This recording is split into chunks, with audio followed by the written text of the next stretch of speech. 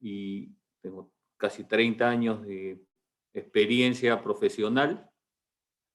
Actualmente trabajo en ISM, Industria San Miguel, empresa fabricante de aguas y gaseosas, como gerente de auditoría interna y de control interno. A ver, ¿qué es APEF? Para los que no conocen APEF, APEF es una asociación que reúne a los principales ejecutivos de las empresas en el Perú, y nos reunimos con mucha frecuencia en estos comités, en estas conferencias, en las cuales tenemos muchos temas y muchos profesionales que nos apoyan. Tenemos comités de auditoría, como el de hoy día, planeamiento financiero, comités de costos, comités de riesgos, comités de impuestos, un sinnúmero de comités que se mantienen dentro de la organización de manera activa, con sesiones muy, muy interesantes, en las cuales los invito a participar también. Bueno, yendo al tema de hoy día estamos desarrollando nuestra 11ª sesión del Comité de Auditoría, y la verdad tengo el gusto de presentar a la consultora TGS Sarrio y Asociados, quienes de una manera muy, muy gustosa nos van a presentar unos temas muy interesantes de actualidad, y es lo que siempre buscamos dentro de la asociación. Dentro de la asociación buscamos que estos conversatorios, estas reuniones que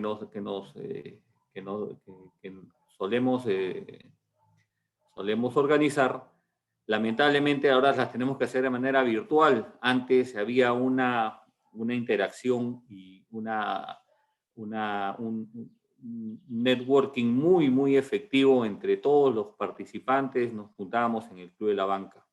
Lamentablemente ahora, por la situación, nos tenemos que juntar vía virtual. Esperemos que esto pase pronto para poder juntarnos nuevamente. Nuevamente, yendo al tema, muchas gracias TGS Sarrio y Asociados. Lo que siempre les pedimos a nuestros amigos consultores es que nosotros, y ellos ya lo tienen muy, muy, muy en cuenta, que nosotros estamos aquí en esta sesión ávidos de conseguir nuevos conceptos muy frescos que nos llevemos a nuestros trabajos y podamos aplicarlos. Muchas gracias, Ana María, muchas gracias, Lorena, Alisa, Jacqueline, Gisela y David por su participación hoy día. Y por favor los dejo, creo que en principio con Ana María. Muchas gracias. Gracias, Jaime, por tus palabras. Muchas gracias a la Asociación Peruana de Finanzas por brindarnos este espacio para compartir nuestra experiencia, nuestros conocimientos y las novedades que les vamos a comentar. Gracias a Jaime Aranda, el presidente del Comité de Auditoría, y a todo su equipo por darnos el soporte para poder llevar a cabo esta sesión. Primero comenzar con saludar a todos y esperando que todos se encuentren bien en sus casas, trabajando de vía remota o trabajando ya en oficina. Y nos tocó hacer esta participación de esta forma, como bien lo mencionó Jaime, por las circunstancias que atraviesa el país. Pero nada, a seguir trabajando y a salir adelante, todos juntos podemos. Bien, les voy a contar un poco primero sobre mí, me voy a presentar. Mi nombre es Ana María Castillo.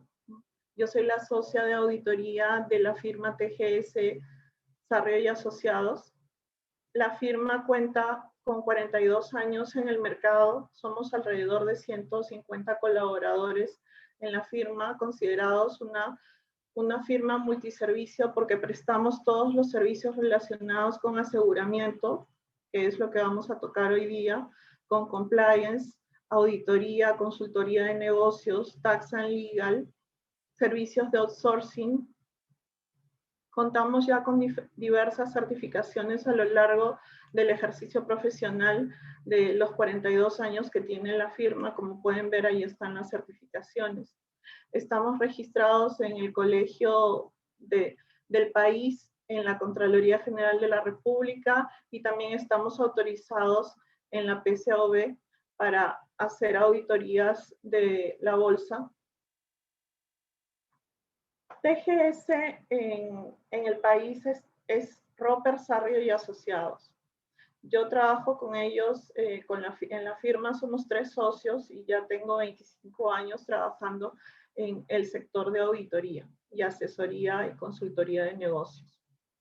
TGS en el mundo es TGS Global, es una firma francesa recientemente creada que tiene 4.350 trabajadores alrededor de 57 países, son 70 oficinas en 57 países, y justamente TGS como conciencia, como identidad de organización, apoya los 10 principios del Pacto Mundial, y uno de esos principios es la lucha contra la corrupción.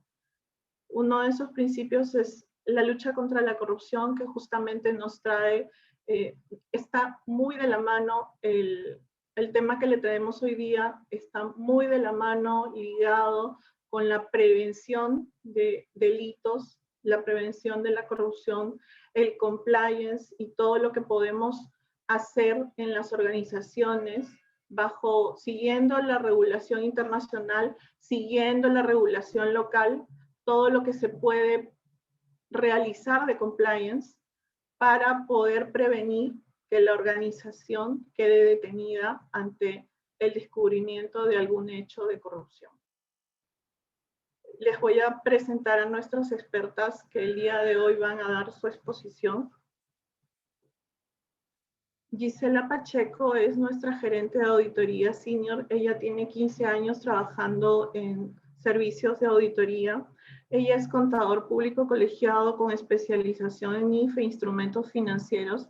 Gisela además está a cargo de los trabajos anticorrupción bajo la norma 30737, que es la ley que asegura la indemnización y la reparación civil al Estado en casos de corrupción y delitos conexos. Jacqueline Bartolo es nuestra abogada. Ella es un abogado colegiado y adicionalmente es contador público colegiado también.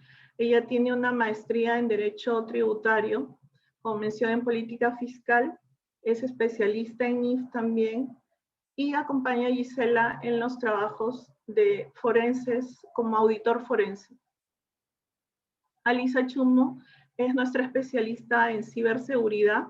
Ella cuenta con las certificaciones ISO 27000 en seguridad de la información, ISO 22000 en continuidad de negocios, y ella es un ingeniero industrial con experiencia en diferentes sectores. Los voy a dejar con Gisela para que les comente sobre los temas del día de hoy. Muchas gracias. Gracias, Ana. Ante todo, buenos días. Muchas gracias a PES por la invitación el día de hoy y gracias a ustedes por conectarse también, ¿no? Les voy a comentar un poquito cuál es el contenido del webinar el día de hoy. Yo voy a tratar todo el tema de la función de auditoría interna y los riesgos clave que han surgido como consecuencia de COVID. Alisa va a comentar sobre los temas de ciberseguridad y vulnerabilidad. Y ya como parte final, Jacqueline nos va a comentar sobre todas las medidas antifraude y va a mencionar sobre los compliance anticorrupción que se están dando en la actualidad, ¿no? Si me ayudas, por favor, con la diapo. Vamos a mencionar un poco cuál ha sido, una diapo más, por favor, cuál ha sido el efecto del COVID, el efecto de COVID en la función de auditoría interna, ¿no? Dada la contingencia actual, muchas de las empresas se han visto forzadas a efectuar reducción presupuestal, ¿no? Entonces, uno de los principales impactos que ha tenido la auditoría interna ha sido directa a su equipo de trabajo. Entonces, dicho esto, varias empresas consultoras lo que hicieron fue entrevistar a empresas de diversos sectores de negocio respecto a consultarles cómo había impactado el COVID en su estructura o equipo de trabajo en la función de auditoría interna. El 46% de estos encuestados indicaron de que mantuvieron su área de auditoría interna tal como estaba, con el mismo número de personas. El 50% indicó que no, que tuvo que disminuir el grupo de personas y que el equipo si se conformaba por 5, redujo a 3 o a 2, ¿no? Y un 4% estaba indeciso en qué iba a hacer con esa área de auditoría interna. Entonces, esto nos lleva a deducir que las tomas de decisiones respecto a qué pasó con la estructura de auditoría interna mucho dependió también del sector de negocio en el que operan las entidades, ¿no? Porque, por ejemplo, no es lo mismo decir que el sector hotelero, que ha sido uno de los sectores que ha sido más golpeado efecto de la pandemia, ha tenido la misma toma de decisiones que, por ejemplo, una empresa de servicio de salud, ¿no? Es más que probable que una empresa del sector hotelero haya reducido permanentemente el personal de auditoría interna si es que no desapareció todo el área, justamente como consecuencia de que no ha generado transacciones durante el año o que se han reducido de una manera significativa. Por el contrario, por ejemplo, hace poco nos contactó un cliente que era un camposanto, y ellos, aunque suene un poco cruel, dentro de su speech mencionaron de que habían incrementado sus ingresos durante toda esta pandemia y habían tomado la decisión de que iban a centrar sus esfuerzos en gestionar sus riesgos, ¿no? Estaban bastante interesados en identificar procesos críticos y evaluar controles que puedan mitigar riesgos operativos relacionados con estos procesos críticos. Eso como paso 1, porque como paso 2 lo que querían era plasmar los controles o los procedimientos para mitigar esos riesgos dentro de un plan de auditoría. Entonces, obviamente todo cómo se ha movido la auditoría interna dentro de las entidades depende mucho del sector de negocio en el cual opera. Otro de los cambios fuertes que ha tenido la auditoría interna es que, independientemente de su estructura en el equipo, han forzado al área de auditoría interna a que también sea proactiva, ¿no? La idea es que el auditor interno se centre en los riesgos emergentes que han surgido producto de la pandemia. La idea es que si tenía un plan pre-pandemia, durante o post-pandemia, centre sus objetivos, centre su visión en los objetivos estratégicos, ¿no? La idea también es que se centre en las prioridades del negocio y en las áreas que van a ayudar a aumentar la productividad dentro de la empresa. Ahora el auditor interno tiene que mezclarse con personal clave dentro de la empresa justamente para que lo ayude a identificar riesgos y de esta manera aportar conocimiento, ¿no? Es de saberse que el auditor interno actúa como una especie de torre de control, o es la idea que actúe como una especie de torre de control para que ayude justamente a identificar de forma oportuna hallazgos, a que ayude el monitoreo constante y también soporte un poco la toma de decisiones del personal clave, ¿no? Basados en que el auditor interno tiene conocimiento del negocio. Dicho esto, Lore, si me ayudas con la diapo, porfa. Lo que nos tocaría hablar ahora es que cuáles han sido los riesgos clave y cuál debe ser la respuesta del auditor interno como consecuencia de estos riesgos que han surgido o que se han hecho significativos producto de la pandemia. Uno de ellos es el tema de la continuidad del negocio, ¿no? Es un riesgo que, si bien es cierto, algunas empresas han identificado temas de amenazas. Todo este tema de COVID ha traído amenazas que es más que probable que no hayan sido previstas por ningún negocio, ¿no? Por ningún sector de negocio. Entonces, lo importante aquí es resaltar la capacidad de resiliencia que tienen los negocios respecto a cómo responder o mitigar estos riesgos que han surgido. Y uno de ellos es que cómo debe responder el auditor es que en su plan de auditoría debe plasmar o priorizar los riesgos estratégicos. Otro tema es que debe de evaluar el tema de sus recursos y priorizar la seguridad de las personas, ¿no?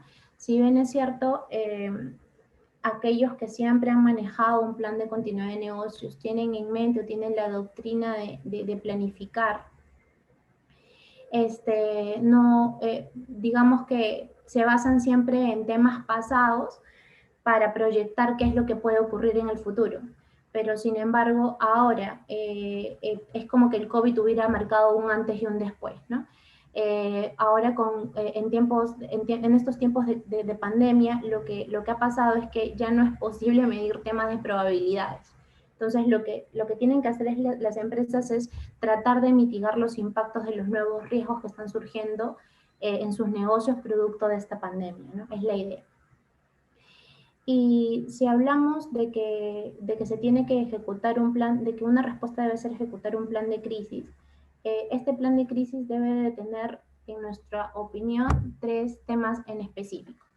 Uno, que debe de plasmar el tema de la seguridad de las personas, de los clientes que nosotros le denominamos clientes internos, porque se deben de poner en la situación no solo el tema de la reducción de personal, sino que deben de tener en mente de que ese personal también está expuesto a contagio, ¿no? Entonces se tienen que poner, es como que tienen que pensar y ponerse en la peor situación, ¿no? ¿Qué pasaría si todo el personal o todos los recursos con los que cuento se contagian?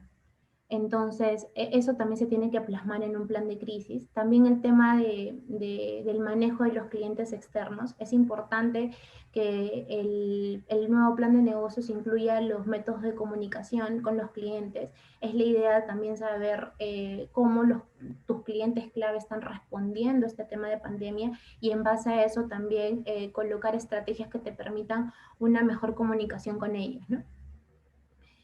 Y en cuanto a, por ejemplo, construcción o establecimiento de estrategia para fortalecer la capacidad de resiliencia, eso también mucho depende del sector de negocio, ¿no?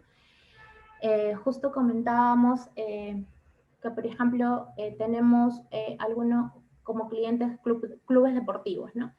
En diferentes etapas o en diferentes procesos o en diferentes siniestros, como que el tema del deporte siempre ha sido como una industria perfecta. Pero ya en estos tiempos de pandemia, donde existe el confinamiento, donde existe el distanciamiento social, donde no existe ingresos por taquilla, como que los clubes deportivos se han visto bastante golpeadas con este tema, ¿no? Y cómo responder a eso, ¿no? O sea, cómo responder al hecho de que los fanáticos no puedan ingresar a un estadio. Entonces han visto la manera de diversificar el tema de sus ingresos, o si bien es cierto, ya los tenían, como que hacer estrategias para marcar más esos tipos de ingresos, como por ejemplo el tema de los auspicios, ¿no? O la venta de jugadores. El tema de los auspicios o los temas comerciales han funcionado, se puede decir, de una manera llevadera ahora en tiempos de pandemia, porque así como nosotros hemos estado en confinamiento, por ejemplo, los jugadores de fútbol también estaban en confinamiento. Entonces eso ha ayudado a que establezcan una estrategia comercial a través de redes. Han tenido acercamiento a sus fans a través de redes, ellos mismos han estado utilizando las redes para promocionar o establecer temas de ayuda. E incluso en el fútbol europeo, por ejemplo, no soy fanática del fútbol, pero algo sé porque a mi hijo y a mi esposo les encanta. Entonces sabíamos que los mismos jugadores han establecido medios de ayuda para las personas con bajos recursos y a través de eso mantener como que un contacto con los fanáticos, ¿no? Si bien es cierto, no un face to face, pero al menos no se pierde eso y así también ayuda al tema de incrementar los ingresos, porque se mantienen los temas de los auspicios. O sea, las marcas van a querer seguir promocionando los equipos de esa manera. Y así es como se tienen que evaluar diferentes temas de estrategias para que los negocios respondan a la resiliencia, ¿no? Es importante también incluir en el plan de conocimiento de continuidad de negocio el tema de recuperación de desastres. Es todo ligado a la infraestructura tecnológica. Ahora, en tiempos de pandemia, todo se ha visto trabajar de forma remota. Entonces es importante que que se evalúe toda la infraestructura tecnológica que se tiene, desde los dispositivos que se le da a los trabajadores hasta todo el backup de seguridad de la información que se tiene para los temas, ¿no? Ya luego Elisa les va a hablar sobre las estrategias de ciberseguridad para que puedan tomar conciencia también de ese tema, ¿no? Y establecer metodologías ágiles. Eso es básico para poder responder a los riesgos emergentes. Las metodologías ágiles son flexibles, reducen costos, ayudan a las mismas entidades a su logro de objetivos ante un tema cambiante, y definitivamente COVID es un tema que hoy puede ser de una manera y mañana de otra, ¿no? Entonces es importante incluir metodologías ágiles. Lore, si me ayudas, por favor. Otro de los riesgos es el tema de la gestión del capital humano, ¿no? Como comentaba, la prioridad de las entidades debe ser mantener la salud y bienestar de los trabajadores, ¿no?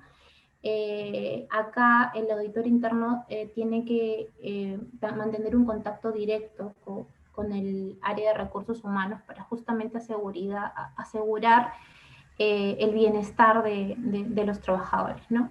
Es más que probable que, por ejemplo, en los encuestados, ¿no? Aquellos que decidieron quedarse con su estructura o su equipo de trabajo de auditoría interna, es muy probable que de repente esos mismos auditores ya no estén desarrollando los procedimientos de auditoría interna, sino que por un tema de costos están desarrollando otro tipo de procesos, tomando como base su conocimiento de negocio.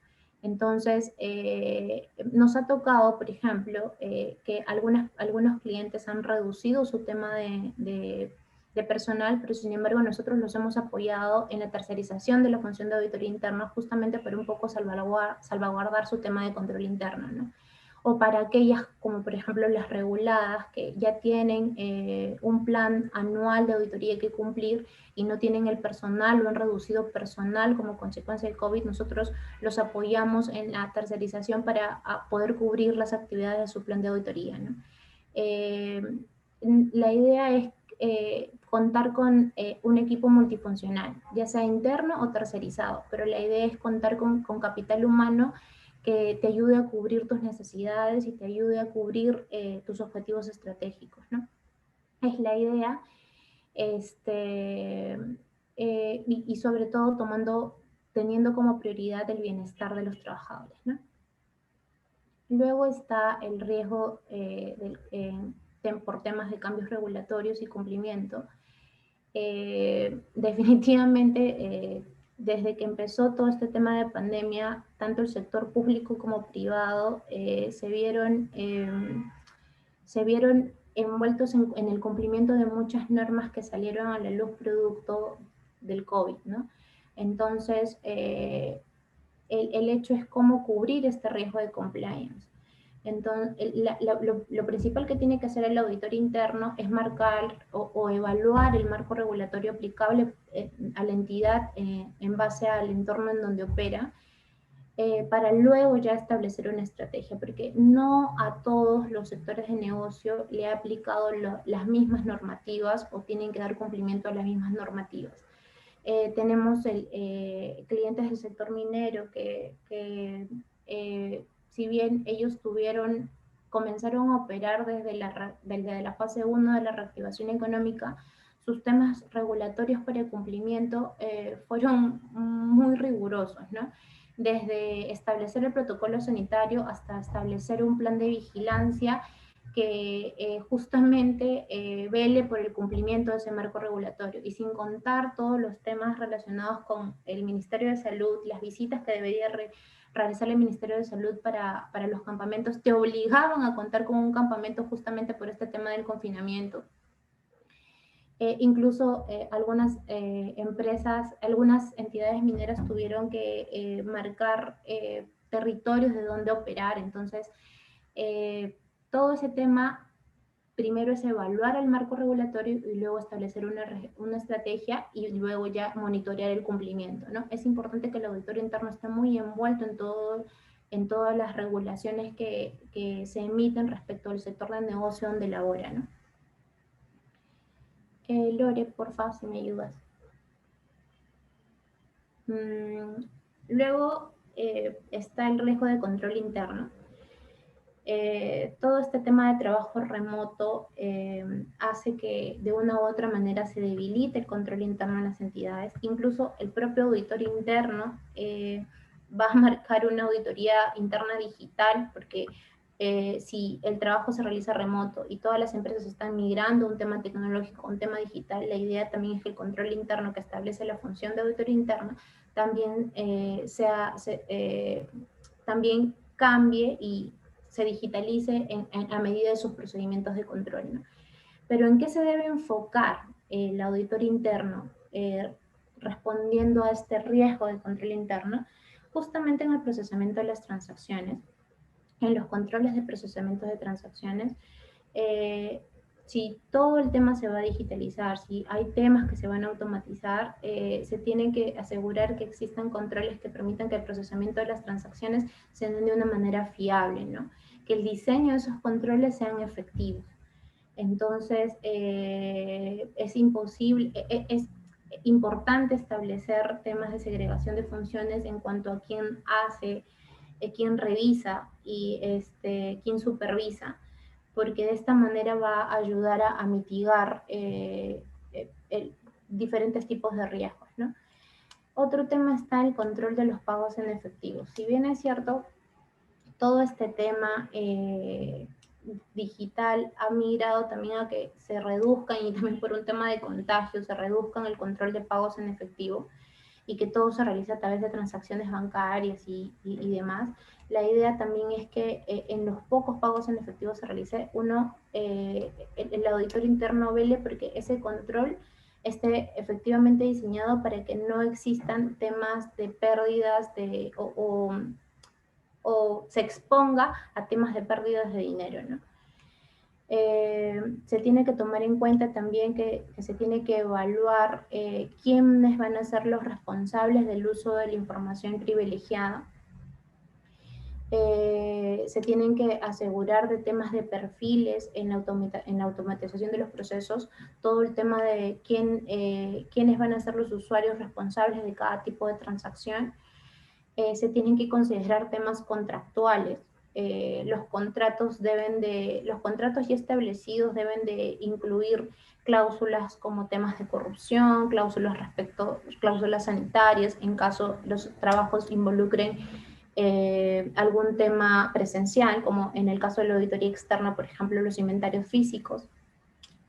Se deben incluir temas de responsabilidades para que de esta manera se cubran riesgos ante un incumplimiento de cláusulas, ¿no? En el tema de reportes financieros, importante quién reporta, quién revisa, todo este tema coyuntural, todo este tema económico, la crisis económica a nivel mundial hace que también las empresas traten de emitir información financiera que no resulte fiable, ¿no? Entonces, la idea es que se establezca un control en los reportes financieros que ayude justamente a validar el tema de la razonabilidad de los estados financieros. Es importante también incluir temas de opiniones de auditores externos para evaluar la razonabilidad, justamente como una medida de control, ¿no? Y todos los temas de monitoreo. Ahora, el auditor interno se debe centrar, porque es como que si tenía un plan de auditoría anual pre-COVID, ahora durante y post-COVID lo que tiene que hacer es monitorear el cumplimiento de los controles y ver si es que no han surgido nuevos riesgos producto de los cambios que surgen de la pandemia, justamente para que sus procedimientos también sean cambiantes, ¿no? Se centren en cubrir los nuevos riesgos que surgen a medida de que todo el tema va avanzando, ¿no? Luego está el riesgo de la cadena de suministros. Acá también lo que se debe de evaluar es principalmente quiénes son tus proveedores clave, ¿no? Todo este tema de la pandemia hizo que se cierren transacciones con el mercado de China, con mercados europeos. Entonces la idea es evaluar la resiliencia a la cadena de suministros, ¿no? Se tiene que evaluar la mano de obra para saber si se va a contar con personal adecuado, con el suficiente personal como para la gestión de los inventarios, por ejemplo. Se tiene que evaluar cuáles son los proveedores clave para saber si ellos van a tener la capacidad de responder la demanda que se tiene respecto de la atención a tus clientes. Se tiene que evaluar una medida de salida de que si tu proveedor 1 no te responde, ¿quién puede suplir esa cadena de suministro? Se tiene que evaluar justamente diversificar el tema de quién responde a tus recursos y obviamente evaluar la efectividad de la cadena de suministros, ¿no? También en este tema de cadena de suministros va a estar incluido el tema de control interno respecto a la gestión de los inventarios. El planificar el stock de los inventarios va a ser muy importante. Si hay cierre de planta, cómo vamos a poder responder a los pedidos de tus clientes. Entonces, todo eso hay que evaluar en la efectividad de la cadena de suministros, ¿no? Un ejemplo en este tema fue, por ejemplo, el tema de los celulares, ¿no? Todo el mercado chino se vio bajo sus operaciones durante toda la pandemia. No sé si les pasó, pero si querían adquirir un celular en la época de cuarentena era complicadísimo, se demoraban la vida en entregarte un celular. Entonces, Apple se bajó bastante su demanda justamente porque no podía cumplir o cubrir la demanda de celulares, justamente porque el mercado chino estaba totalmente negado a las transacciones comerciales, ¿no? Lore, si me ayudas, por favor. Y uno de los principales riesgos también es el tema de fraude, ¿no? Todo este tema de trabajo remoto, todo este tema de flexibilidad de horario, todo este tema ha ayudado a que las empresas debiliten sus procedimientos antifraude, ¿no? La incertidumbre económica hace que las mismas entidades en su necesidad de un posicionamiento económico hagan que, por ejemplo, como mencionaba, sus reportes financieros no muestren información financiera fiable, ¿no? Todo este tema de cubrir las demandas hacen que se apliquen temas de sobornos, de que se hagan temas de corrupción o que haya una competencia desleal, ¿no? Que muchos usuarios usen temas de marcas que no les corresponden. Entonces, toda esta coyuntura ha ayudado a que el riesgo de fraude se intensifique. ¿Y qué hacer? ¿Cómo responder? No es que no hayan existido medidas antifraude antes, no, sino que producto de toda esta coyuntura ha hecho que esos procedimientos se debiliten. Entonces, la idea es que el auditor interno ayude a cubrir este riesgo o mitigue este riesgo. ¿Cómo? Diseñando controles antifraude. ¿Cuáles podrían ser los controles antifraude? En primer lugar, capacitar a tu personal. Eso es lo primero que se debe desarrollar. Se debe de capacitar al personal respecto de cuáles son las alertas ante un posible fraude, qué es lo que no se debe realizar. Se debe infundar valores respecto de lo que se debe y no se debe realizar, justamente porque hay una flexibilidad ahora en temas de trabajo, ¿no? El trabajo remoto no permite el control arduo de lo que realizan tus trabajadores. Entonces, ahí es donde se tiene que establecer una cultura de valores con tu personal y donde la comunicación es básica, ¿no? Luego también está el tema de establecer canales de denuncia. Este es otro de los temas que también está surgiendo bastante a medida de este producto de la pandemia. Es importante que los trabajadores o los clientes externos se sientan en total libertad de denunciar algún tipo de situación que amerite una alerta para las entidades, y una manera, una medida de ayudar a eso es un canal de denuncias, que es totalmente anónimo, y eso ayuda también a evaluar el impacto que podría tener algún tipo de riesgo de este tipo, ¿no? Si bien es cierto, los temas no han estado relacionados antes, o un plan de auditoría de repente no estaba relacionado a diseñar o efectivizar los controles respecto a fraude, la idea es que si los tenían se intensifiquen y si no los tenía, incluirlos. Esa es la idea para que justamente evitar la exposición a diferentes entidades de diferentes sectores de negocio, porque el fraude aquí sí no se distingue el sector de negocio. Puede ocurrir un tema de fraude en cualquier tipo de sector de negocio, ¿no? Luego está el fortalecimiento del enfoque basado en riesgos, porque donde se tiene que tomar un tema de monitoreo permanente, como ya lo había mencionado, ahora el auditor lo que tiene que hacer es estar alerta, ¿no? El auditor lo que tiene que hacer es juntarse con personal clave que le ayuden a identificar acontecimientos de riesgo, ¿no? ¿Para qué? Para aportar conocimiento. Antes el auditor interno era, por ejemplo, era temas de cubrir temas regulatorios o exposición de conocimiento de procesos con el auditor externo, por ejemplo, ¿no? En mi opinión, ahora el acercamiento al auditor externo debería ser clave respecto a que si él ha identificado algo adicional que le pueda ayudar al auditor interno a identificar nuevos riesgos y aportar nuevos controles justamente que le ayuden a mitigar esos riesgos, ¿no? Y como parte final es que como medida, digamos, importante es el programa de prevención de riesgos de corrupción. Ya luego Jacqueline les va a hablar a detalle sobre este tema, sobre este compliance que incluso está regulado por una ley vigente, para que estén en conocimiento de cómo es que pueden también, mediante esta implementación de este programa, pueden mitigar el riesgo de fraude en una compañía, ¿no? Si me ayudas, por favor, Lore. Luego está el riesgo de vulnerabilidad de los clientes. Aquí lo importante es la comunicación.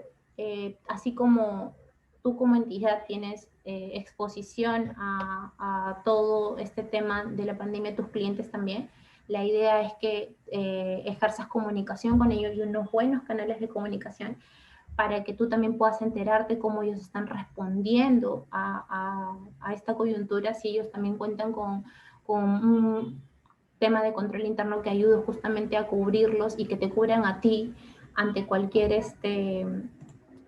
evento o transacción que realices con ellos. El tema de la revisión de los temas contractuales va desde cambios en la modalidad de pago justamente para darles una ampliación o una manera en la que ellos se sientan tranquilos que hay una presión de cobro, ¿no? O sea, el mercado se está comportando de una manera, o se tendría que comportar de una manera amable respecto a la respuesta en todos los temas de liquidez de los diversos sectores de negocio, pero la idea es incluir medidas que te ayuden justamente a prevenir de que tu cliente no va a dejar de pagarte o que tu cliente no va a dejar de ser tu cliente prioritario, ¿no? La idea es esa, ejercer una gestión que también ayude a controlar los riesgos de tus principales clientes, ¿no? O al menos está la alerta, ¿no?, de los riesgos de tus principales clientes.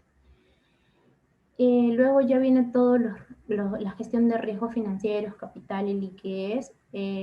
Acá importante es el tema yo creo que es el tema de la liquidez. La idea es que se tenga en mente el concepto de caja y uno de los principales conceptos que se tiene que tener en cuenta es la reducción de costos, ¿no? No, en mi opinión, una reducción de costos no debería de involucrar no contar con un área de auditoría interna. Si bien es cierto, de repente no con personal permanente, pero sí soy de la idea de que el auditor interno debería en esta coyuntura presentar una posición clave justamente porque es proactivo, porque va a ayudar a identificar tus riesgos y a responder ante ellos, ¿no? Los riesgos de tasas de interés. Es importante también acá tomar las medidas o todas las medidas que te está dando el Estado para justamente cubrir toda la gestión de todos tus riesgos financieros toda la ayuda que te está dando el Estado para cubrir justamente estos riesgos financieros, ¿no? Es importante también que las entidades evalúen esto para justamente mitigarlos o al menos ayudarlos durante un periodo de tiempo a vivir de una manera holgada, ¿no? Y por último tenemos todos los temas de ciberseguridad y protección de datos, ¿no? El primer motivo, la primera razón de que este riesgo se haya incrementado es el trabajo remoto. En el trabajo remoto los trabajadores están expuestos o comparten información con redes domésticas. En el trabajo remoto, si es que no tienes un buen sistema de protección de datos, estás expuesto también a que información privilegiada de la empresa sea expuesta, ¿no? Entonces, toda esta respuesta a estos riesgos cibernéticos, el auditor debe evaluar el alcance y modelo que se tiene para el acceso remoto. Debe establecer estrategias justamente de mitigación de los riesgos cibernéticos y debe ejercer monitoreo y seguridad de los sistemas de información. Todo este tema de que involucra la estrategia en temas de ciberseguridad nos lo va a mencionar Alisa. Creo que con esto acabo mi parte. Alisa doy paso a Alisa para que les comente sobre los temas de ciberseguridad. Ok, perfecto. Muchas gracias, Gisela. No sé si ya se ve mi pantalla. Sí, ya. Perfecto. Entonces, sí, como mencionó Gisela, efectivamente, la COVID-19 lo que ha generado es que varias organizaciones hayan pasado al trabajo remoto, y esto lo podemos ver claramente esta es una estadística que sacó un estudio sobre pymes, preguntándoles cuáles eran los cambios que habían adoptado por la COVID-19. En primer lugar está el trabajo remoto. 48% de las organizaciones habían adoptado el trabajo remoto como medio natural de trabajo, pero adicionalmente a eso, si vemos en los niveles inferiores, que no son tan inferiores, porque también es 30 y 26%, la parte de tecnología ha entrado con bastante fuerza y el marketing digital también. Estos cambios, y es algo que venimos conversando desde el inicio de la pandemia, como lo veíamos la parte de transformación digital viniendo lentamente, pero la pandemia ha generado que se haga un cambio de perspectivas, un cambio de paradigmas. Entonces, esto ha generado que haya una nueva superficie de ataque que no existía antes, bastante amplia, porque ahora tenemos nuevos equipos, sistemas, correos, plataformas, cuentas de redes sociales. Todo esto ha sido amplificado, y ahora que todos dependemos de la tecnología hasta para este evento para poder participar, hace que sea bastante sensible. Los hackers desde hace varios años son bastante hábiles y están trabajando en distintas medidas, distintos tipos de ataque, distintas estrategias, y ahora que tienen un pool de nuevas organizaciones que dependen de la tecnología casi completamente, hace que el mercado sea sumamente interesante para ellos. Según estadísticas, lo que hemos visto en los 6 primeros meses del año pasado, han habido 613.000 millones de intentos de ciberataque. Hemos visto también que después del inicio de la pandemia teníamos un aumento de 600% de ataques de phishing. Acá les quería comentar un poco de los ataques más comunes que hemos estado viendo en el mercado peruano. En el tema de malware hemos visto ransomware para varias organizaciones, en los cuales el ransomware encriptan o secuestran tu información y te piden una recompensa para conseguirla de nuevo, y te dan un código para que puedas ponerlo dentro del sistema y puedas recuperar tus datos. En estos casos les sugiero no pagar, porque usualmente cuando haces el pago no siempre te dan la información secuestrada y te vuelves un objetivo constante de estos tipos de ataque. Pero para prevenirlo, lo primero es que, además de antivirus, deben tener un antimalware en los equipos, en especial en equipos críticos, y tener backups constantes de la información crítica. Hacer backups semanales o tener información en la nube, estar trabajando con ciertas contingencias es sumamente importante. Ahora que hemos visto, y he visto empresas desde muy chiquitas hasta muy grandes ser atacadas en temas de ransomware, así que hay que estar prevenidos. Otro tipo de ataques sumamente conocidos y sumamente populares durante la época de pandemia y que lo ha amplificado el trabajo remoto es el tema del phishing, que usualmente son correos que te llegan a tu bandeja intentando engañarte para sustraer información, hacer que hagas clic en algún enlace, que descargues algún correo, y hay algunas variaciones un poco más avanzadas. El ejemplo clásico de phishing es el correo del príncipe nigeriano que te va a dar dinero si depositas un poco de dinero en esa cuenta para comprobar que eres tú. Esos son los más comunes y además existían rumores de que hacían esa clase de ataques de phishing masivos para verificar quiénes contestaban y con eso clasificaban a las personas de qué tan susceptibles eran a caer en esta clase de engaños. Esta clase de suplantación de correos es la más común, de ahí tenemos ciertas variaciones. Tenemos, por ejemplo, el smishing, que es por WhatsApp, o mensaje de texto. Hemos visto mensajes de bancos diciendo sobre los bonos, que se han popularizado durante el tiempo de pandemia. Tenemos el phishing, que es a través de voz. También hay variaciones en donde tú puedes tener, hay mensajes automáticos, donde ya te hacen pasar por un banco y hacen que pongas tu contraseña y demás. Y también está la simple llamada para sacarte ciertos datos para que al final ellos puedan llamar al banco y sustraer dinero. También se está volviendo bastante común en Perú.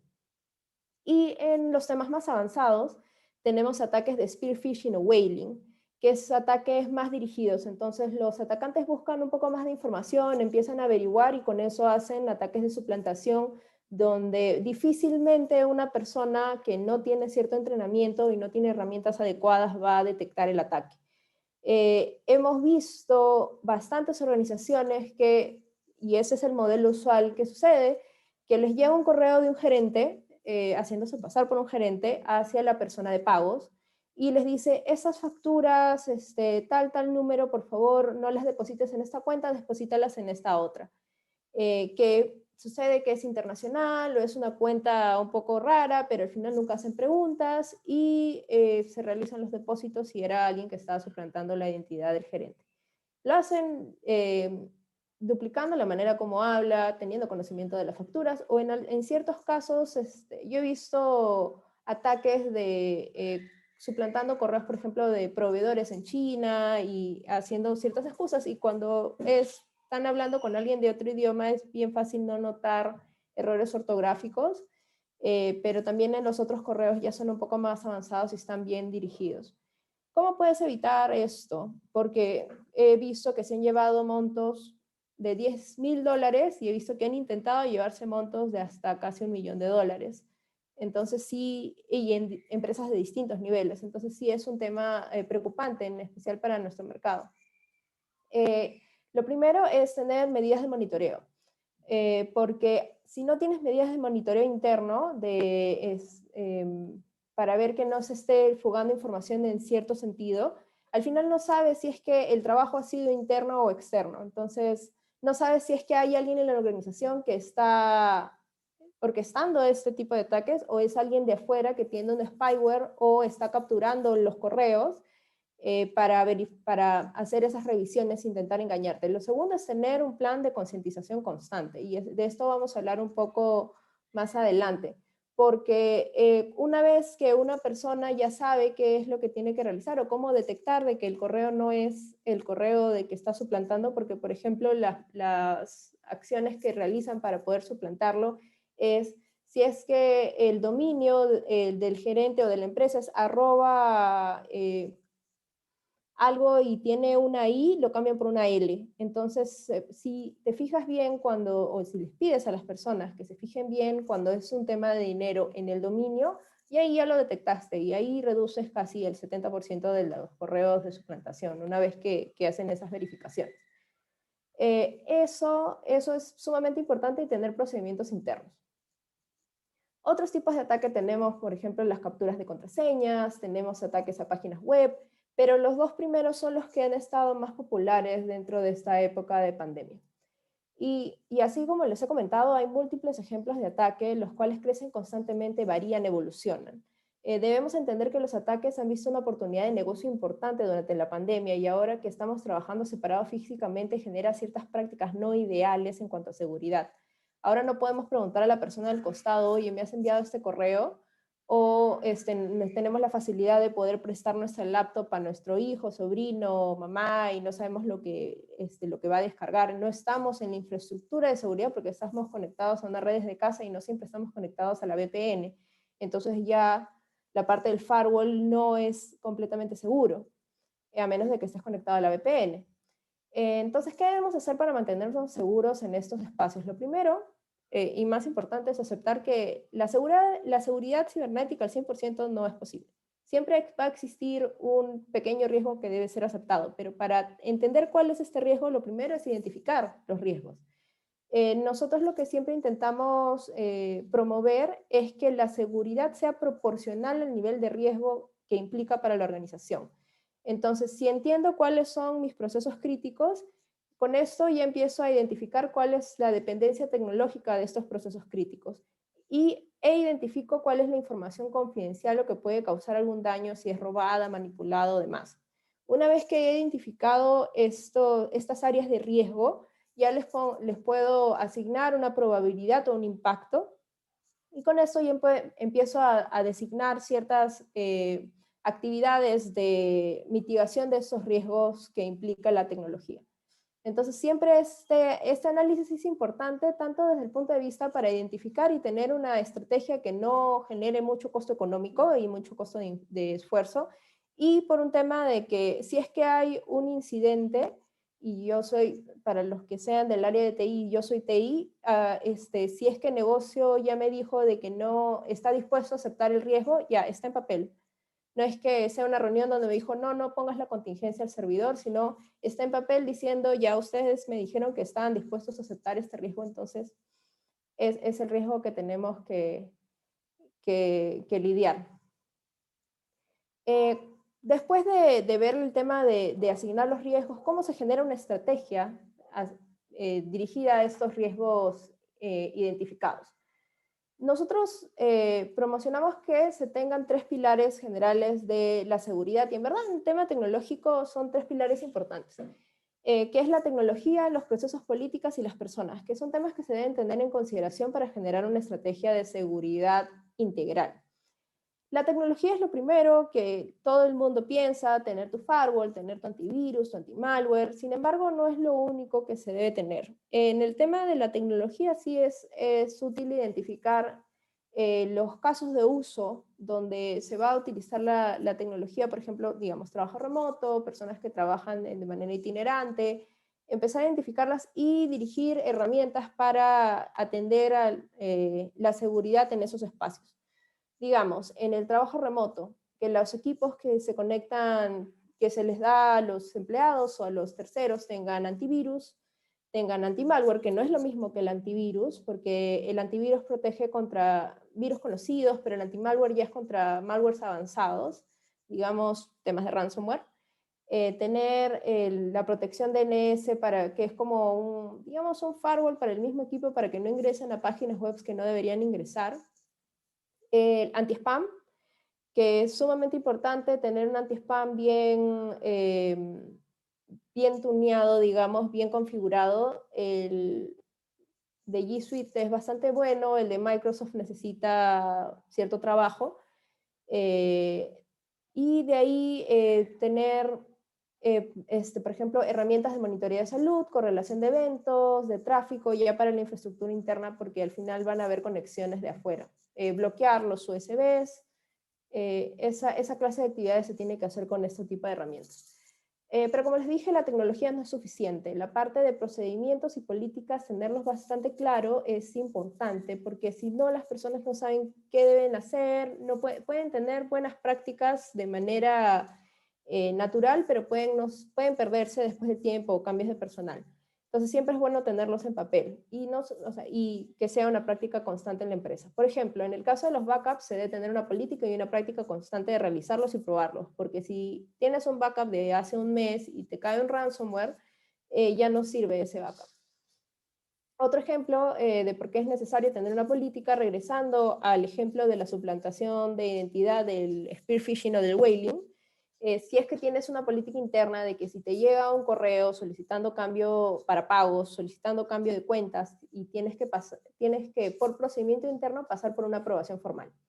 Entonces, o hacer una verificación, llamar por teléfono a la persona la cual me está contactando. Esa clase de actividades, a pesar de que son tediosas, sirven para que no sufras una pérdida importante de dinero que puede generar alto impacto para la organización. El último pilar, y no por eso menos importante, en verdad es hasta uno de los más importantes, es la persona.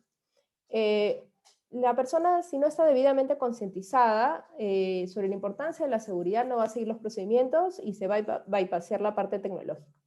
Lo hemos visto que les poníamos elementos de seguridad en los equipos y ellos mismos compraban VPNs para empezar a bypassarse servicios.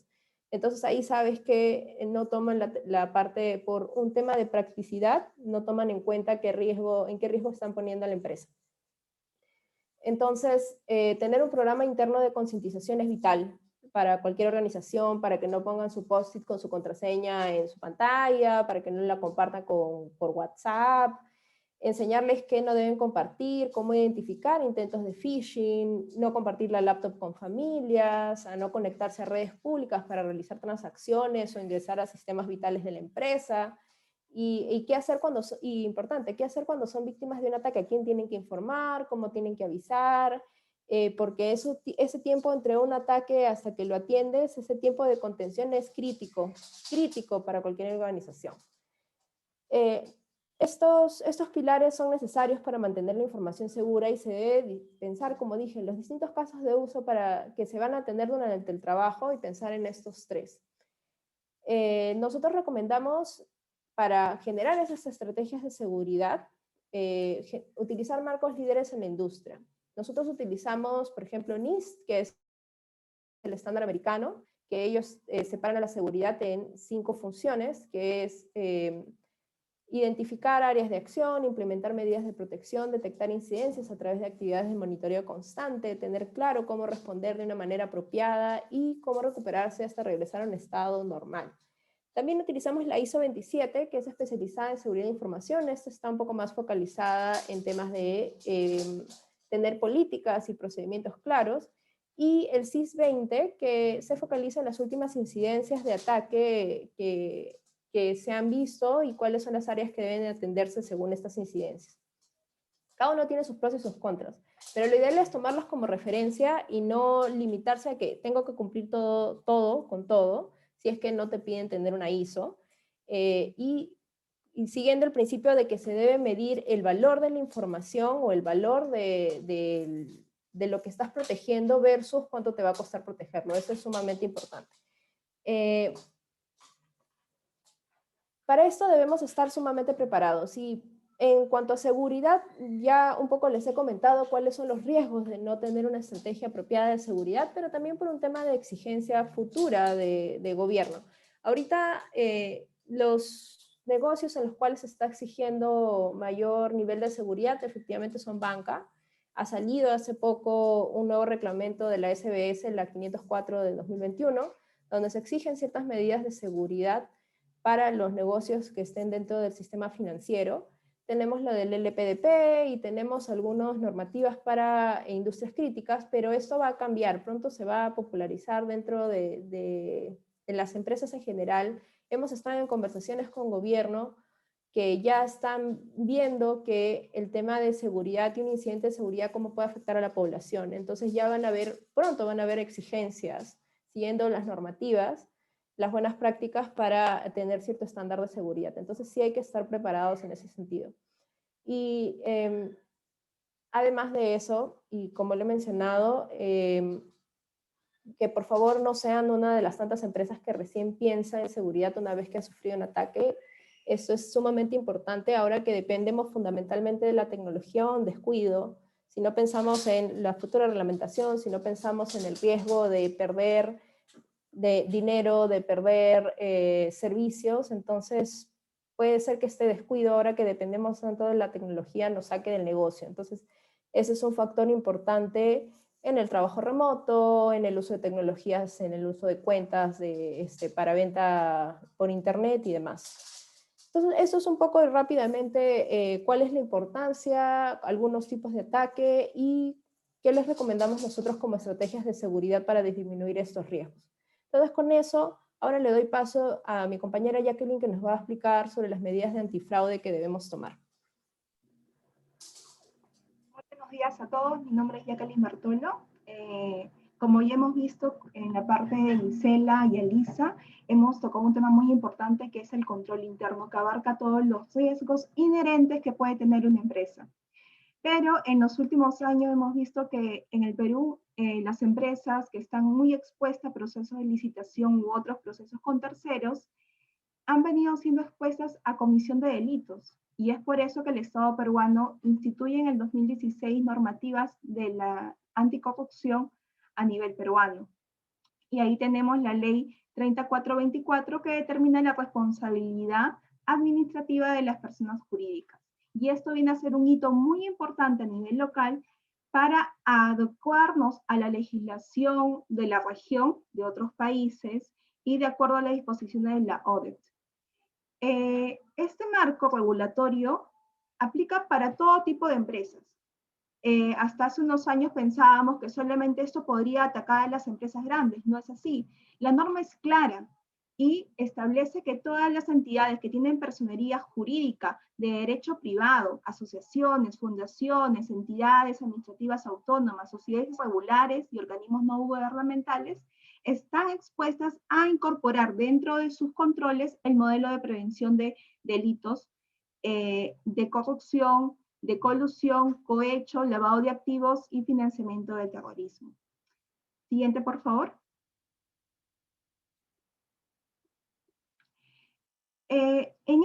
Con este modelo lo que queremos mitigar son ciertos riesgos, pero riesgos ligados a una exposición de comisión delictiva.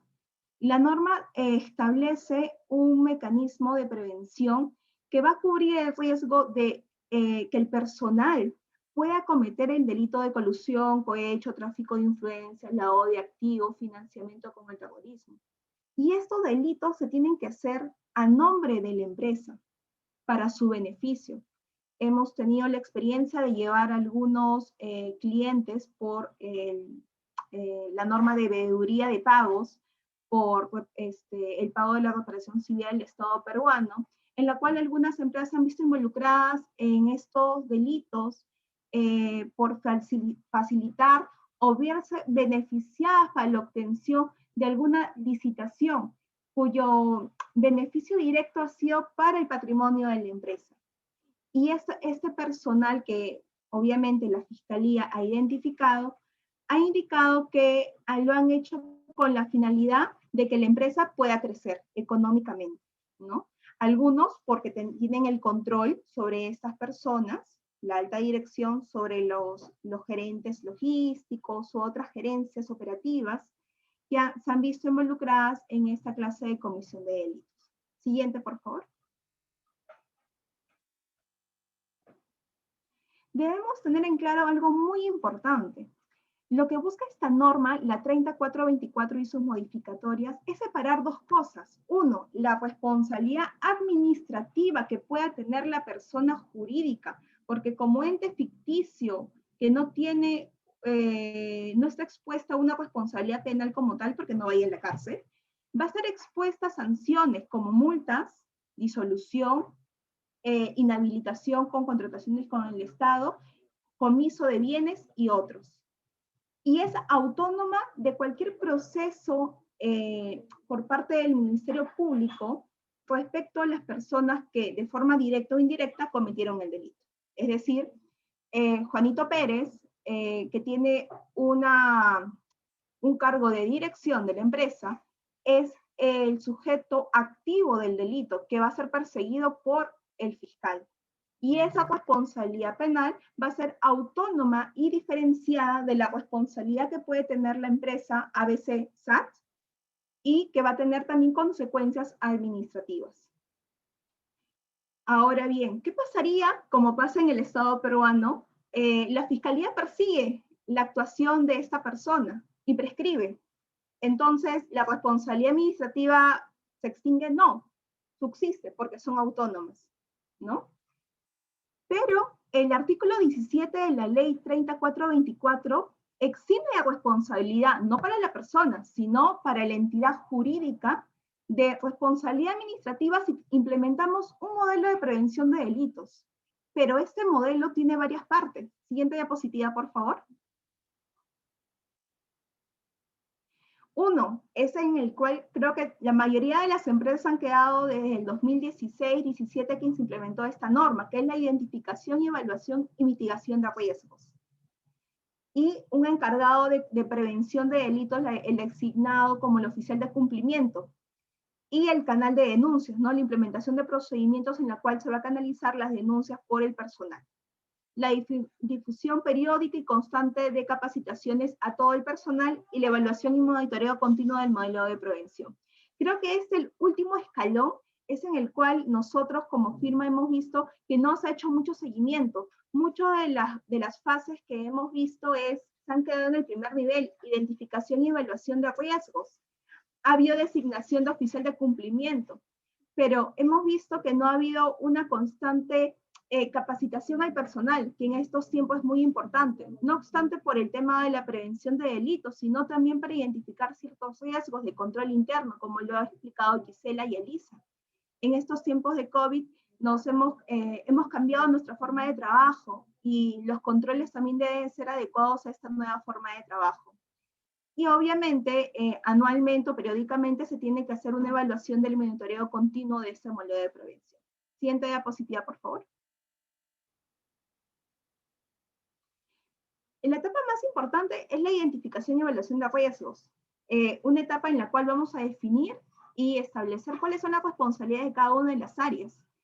Capaz cuando hemos visto trabajos en el sector público contra delitos de la administración pública, es muy importante la diferenciación de las funciones y responsabilidades de cada área de gobierno, puesto que ante una denuncia fiscal, el fiscal va a determinar cuál es el grado de responsabilidad de cada uno de los trabajadores. Es distinto a aquel que firmó el proceso de contratación, licitó y negoció, aquel que solamente hizo el registro contable, o aquel que solamente pagó, porque su manual solamente indica eso, pago, pero no revisar.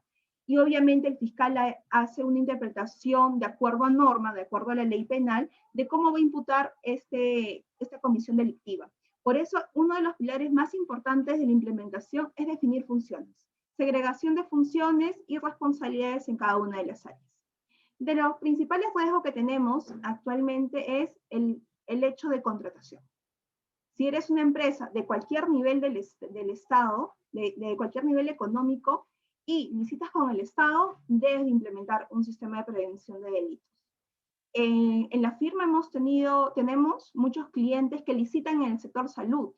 En esta pandemia, lamentablemente, si podemos decirlo de esta manera, se han visto muy beneficiadas, sus ventas han crecido significativamente. También ha habido otros segmentos económicos que han crecido de acuerdo a las características de su negocio, como muebles, ¿no? Lo que venta de muebles, lo que son tecnología, lo que es salud, y construcción, bueno, han continuado porque nuestros principales clientes tienen contratos de construcción grandes ya con el Estado peruano y que no se ve interrumpida por este periodo de cuarentena, ¿no?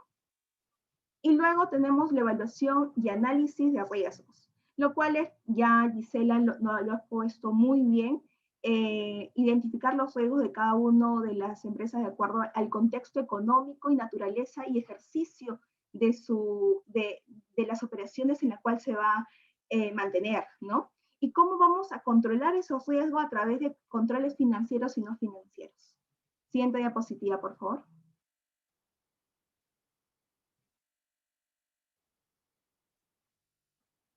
Puede ser que nosotros pensemos que solamente las empresas grandes tienen que tener un modelo de prevención, no es así.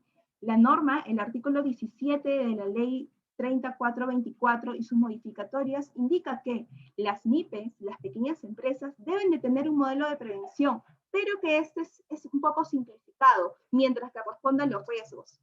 En nuestra experiencia hemos tenido solamente empresas grandes, pero en el sector público, los gobiernos regionales, los gobiernos municipales, licitan mucho y tienen contratos directos, compras directas con empresas pequeñas. Estas empresas ya deben de tener un modelo de prevención de delitos por si se ven expuestas en alguna comisión por parte de la Fiscalía en una persecución penal, ¿no? Siguiente diapositiva, por favor.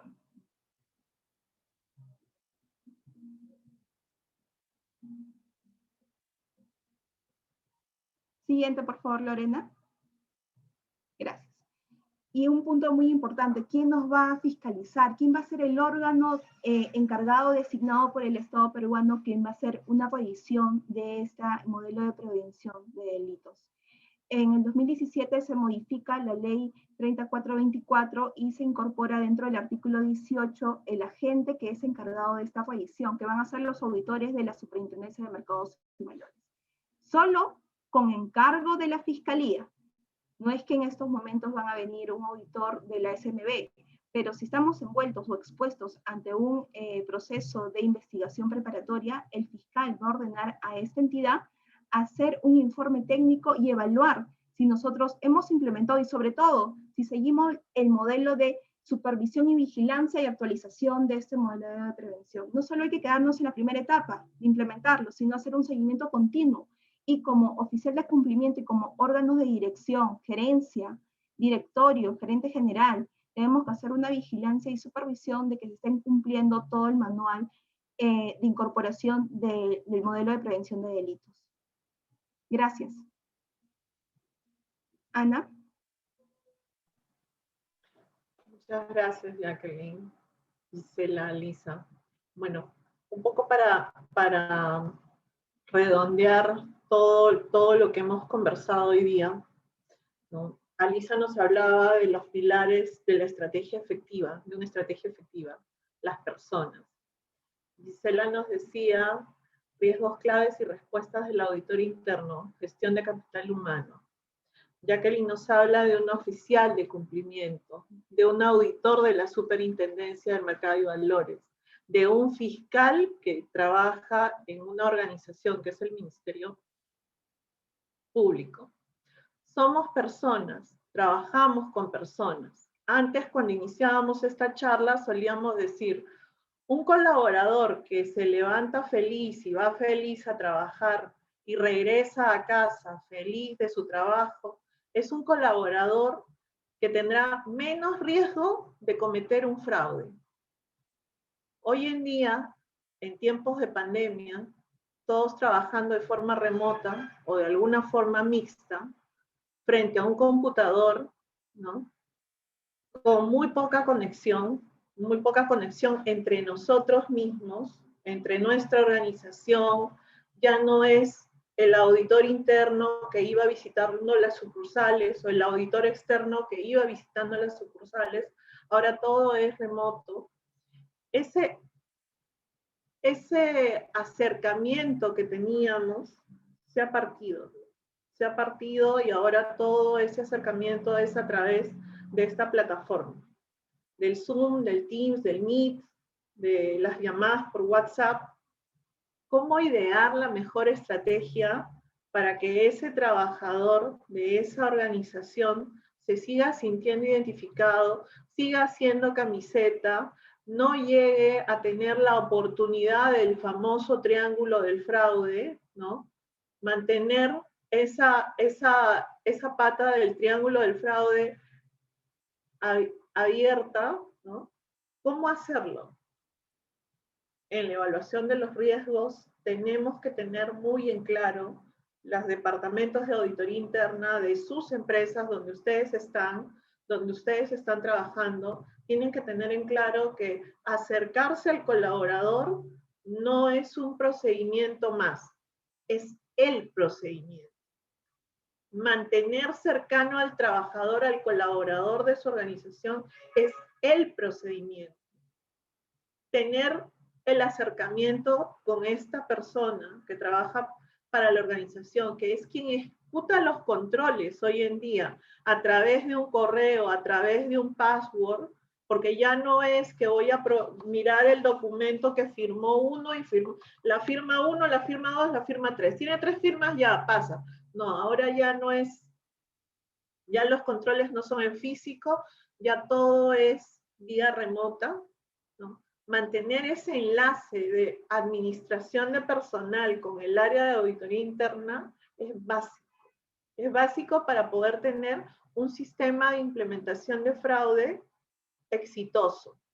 Porque un sistema de implementación de fraude, en algunas ocasiones, cuando a mí me contactan para decirme, Ana María, este sistema de prevención de fraude es más o menos como cuando implementamos el sistema de lavado de activos. O sea, me puedo copiar de algunas cosas que tengo ahí o me puedo copiar de la otra empresa que está publicada. No, un sistema de prevención de fraude es como hacerte un suite a la medida, un saco a la medida, ¿no? El saco mío no le va a quedar a Jacqueline, ni a Gisela, ni a Jaime, ¿no? Entonces, diseñar un sistema de prevención de riesgos exitoso es a la medida de cada empresa y de acuerdo a los riesgos relacionados con el sector en el que se desenvuelve esa empresa. Sea construcción, inmobiliario, comercio, minería, tecnológico, energía, sector educación, que también súper afectado por la pandemia, ¿no? La evaluación de los riesgos en cada empresa y por tipo de sector y dependiendo del tamaño de la organización, como nos dice Jacqueline, ¿no? Habrá empresas muy grandes y habrá empresas muy pequeñas. No se trata, como dijo Alisa, de comprar algo muy caro para una organización pequeña, no. Alternar y rotar los controles, al saber que alguien sorpresivamente te puede visitar, te puede auditar, saber que alguien como el oficial de cumplimiento de compliance está vigilando tu comportamiento, está investigando tus antecedentes, los de tus clientes y también cómo te comportas con los proveedores, siempre será un disuasivo. Pero finalmente hay que hacer y aplicar los controles, ¿no? En una organización. Todo esto era hasta la semana pasada, ¿no? Antes de la Semana Santa, estaba en una ley, un reglamento, pero ahora con la circular de las Superintendencia del Mercado y Valores, ya te están diciendo, te están confirmando lo que la Fiscalía les ordenó, porque la Fiscalía les ordenó a la SMB, le dijo, vas a tener que participar, yo ya no voy a hacer 23 intervenciones paralelas con personas de mi organización que no tenemos experiencia haciendo auditoría, ¿no? De fraude, o haciendo auditorías o revisando procedimientos. Claro, cuando dijeron, háganse las 23 intervenciones en paralelo, entraron, abrieron correos, violaron ciertos derechos que finalmente fueron utilizados por los abogados de la defensa, ¿no? Y vemos que los procesos todavía no se resuelven hasta la fecha. Hasta la fecha no se resuelven. Vimos todo el proceso desde su inicio, ustedes y nosotros, porque ustedes lo han visto, lo han seguido en los diarios, en los medios de comunicación también, ¿no? Nosotros lo hemos seguido más de cerca y hemos visto las fallas que encuentran los abogados para abrir ciertos canales, ¿no? Entonces, todo eso se trata de regular justamente con esta norma, ¿no? Ahora es un auditor de la Superintendencia de Mercado y Valores. No, que mi empresa no lista. No importa que tu empresa no liste. Mi empresa es privada, mi empresa no es pública. No interesa. Si tú has tenido una denuncia de un proveedor, de un cliente, de un colaborador, de un empleado o de un funcionario, donde hay una sospecha de que has cometido un delito enmarcado dentro de la norma, ¿no? La Fiscalía te va a enviar a los auditores de la SMB. Y los auditores de la SMB van a entrar a mirar tus cifras, tu información y tu evaluación. Y tienes que tener esto para que tu compañía siga operando y solamente penalmente lleven a la persona que cometió el delito, ¿no?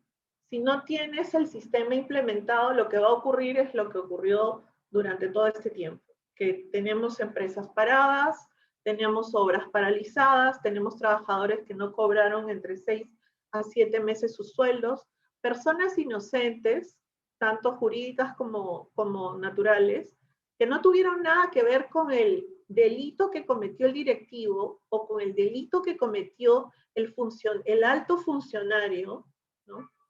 Pero que se vieron perjudicadas todas. Porque estamos hablando de un grupo de 23 empresas y imagínense el número de proveedores de las 23 empresas, el número de clientes privados de las 23 empresas y los trabajadores de las 23 empresas investigadas. Entonces, para que tu operación continúe, tu empresa continúe operando, debes de tener un sistema de prevención a la medida de tu empresa, pero no lo debes de tener solamente en papel. No, ya lo hice, ya está, acá está, ponme mi marquita, ponme mi sello, mi estrellita porque lo tengo. No, tienes que usarlo, evaluarlo anualmente, modificarlo si es que necesita modificación, ¿no? Porque recordemos que todas estas empresas, muchas de ellas, tenían certificación en gobierno corporativo, tenían certificación en el sistema de prevención del lavado de activos, ¿no? Alguna de ellas creo que cotizaba en el mercado de la Bolsa de Nueva York, ¿no? Entonces, no se trata de que salió la norma, me copio control copy, control V de otro que la tenga implementada y ya lo tengo para cuando me vengan a revisar. No. Lo tienes que tener en práctica. Y siempre, para todo, estar conectado, identificar al colaborador con los objetivos de la organización es importante y es clave para que no te ocurra temas de fraudes o para minimizar el riesgo de fraude. Siempre hay un riesgo, pero lo puedes minimizar en tanto tu colaborador esté identificado con tus objetivos y con la organización y siempre se sienta cercano de que puede dar una denuncia de cualquiera de los tipos de compliance, ¿no? Porque hay diferentes tipos de compliance. Hay medioambiental, salud pública, prevención, mercado, seguros, industria financiera, fiscal, penal, corporativo, de recursos humanos también. Y bueno, eso es lo que quería comentarles. No sé si hay preguntas para nuestros expositores.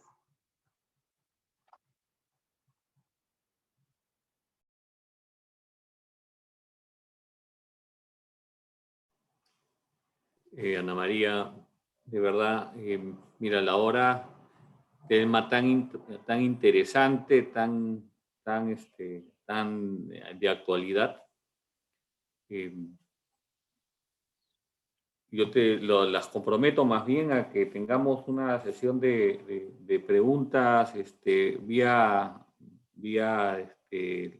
los correos electrónicos. He visto que han estado respondiendo, Alisa ha estado respondiendo algunas consultas de algunos participantes, ¿ya? No quisiéramos abusar del tiempo de nuestros invitados, pero de verdad creo que todos han estado enganchados con estos conceptos tan claros que nos han dado y sobre todo a todo el equipo de TGS Sarrio. Les agradezco los conceptos, los ejemplos que nos han dado, han aterrizado muy bien estos conceptos a distintas situaciones que se han presentado. Tus palabras de últimas, Ana María, clarísimas, en las cuales nosotros tenemos que tomar conciencia de que tenemos una herramienta tan valiosa como este modelo de prevención del delito para implementar en nuestras organizaciones. Tenemos mucho trabajo de por medio, de verdad, para alinearnos a estas mejores prácticas. Y estoy seguro que ustedes van a poder apoyar a muchos de nuestros invitados de hoy día que van a estar interesados en implementar todas estas medidas en sus organizaciones. La verdad, muchísimas gracias a TGS Sarrio. Espero que no sea la última vez de que nos apoyen permanentemente en todas estas charlas tan interesantes. Así que lo único que me queda es, a nombre de APEF, agradecer el tiempo de ustedes, agradecer los conceptos, agradecer la claridad de todo lo que nos han dado. Estoy seguro que muchos nos estamos llevando conceptos y enseñanzas y preocupaciones también para nuestras empresas, ¿ya? Así que muchísimas gracias a todo TGS Sarrio y hasta una próxima oportunidad. Muchas gracias. Muchas gracias. Gracias A a todos. todos. Hasta luego. Muchas Gracias, hasta luego. gracias. Gracias, hasta luego. Hasta luego.